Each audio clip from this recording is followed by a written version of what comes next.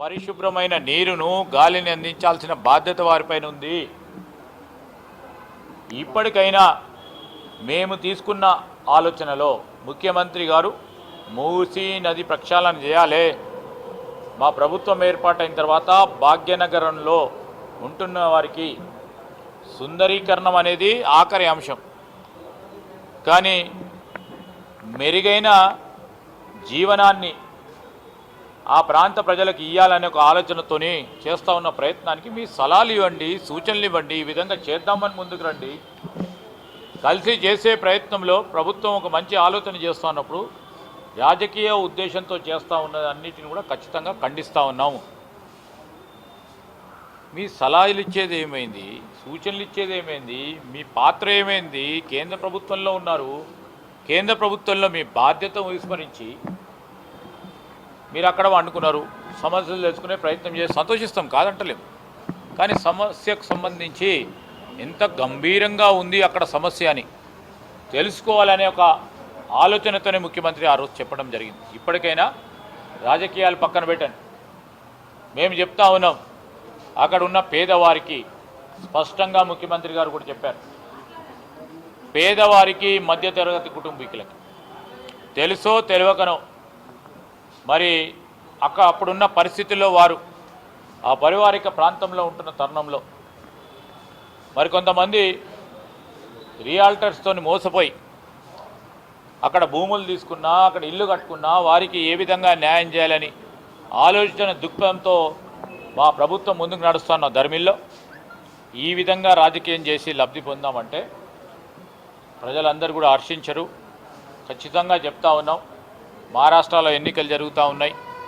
ఎన్నికలు జరుగుతూ ఉన్నప్పుడు ఏ విధంగానైతే మహారాష్ట్రలో పేపర్ అడ్వర్టైజ్మెంట్లు ఇచ్చి కాంగ్రెస్ పార్టీ ప్రభుత్వం తెలంగాణలో, కాంగ్రెస్ పార్టీ ప్రభుత్వం కర్ణాటకలో, కాంగ్రెస్ పార్టీ ప్రభుత్వం హిమాచల్ ప్రదేశ్లో ఆ పరిస్థితులను అక్కడ ఏ విధంగానైతే వారి ప్రణాళికను తీసుకొని సంక్షేమ అభివృద్ధి కార్యక్రమాలు తీసుకున్న తరుణంలో ప్రభుత్వంపై కాంగ్రెస్ పార్టీ మల్లికార్జున్ ఖర్గే గారు, రాహుల్ గాంధీ గారి నాయకత్వంలో ముందుకు నడుస్తూ ఉన్న మా ప్రభుత్వాల పట్ల దుష్ప్రచారం చేసి మహారాష్ట్ర ఎన్నికల్లో ఓట్లు దండుకునే ప్రయత్నం తప్ప తెలంగాణ రాష్ట్ర ప్రజలపై ఏ మాత్రం వారికి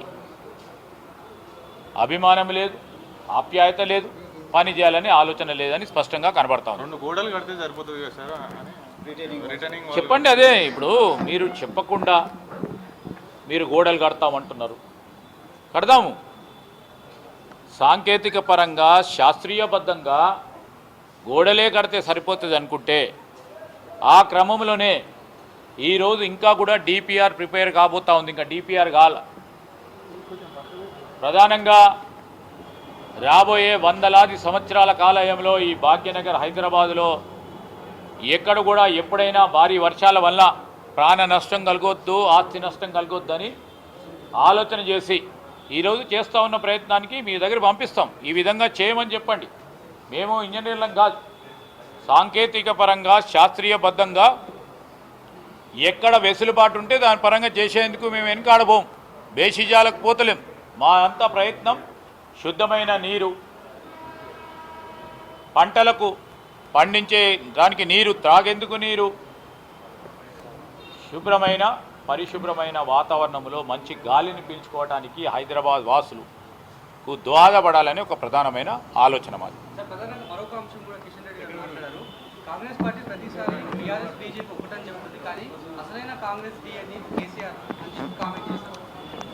ఇప్పుడు సిద్ధాంతపరంగా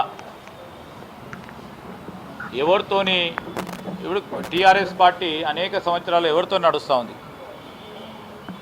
టీఆర్ఎస్ పార్టీ మా అభివృద్ధి కానీ సంక్షేమానికి అడ్డుకోవాలని ప్రయత్నం చేస్తూ ఉంది.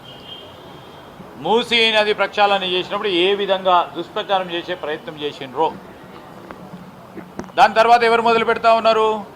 బీజేపీ వారు. ఇద్దరు మాట్లాడుకొని మీరు చేయండి ముందు, నేను తర్వాత చేస్తా, మీరు చేయండి ముందు, నేను తర్వాత చేస్తా. అభివృద్ధికి సంక్షేమానికి అడ్డు తగులుదామని ఆలోచన చేస్తున్నప్పుడు వాళ్ళ ఇద్దరు కలిసి నడిచేది మేమా? ఒకసారి ప్రజలందరూ గమనిస్తూ ఉన్నారు.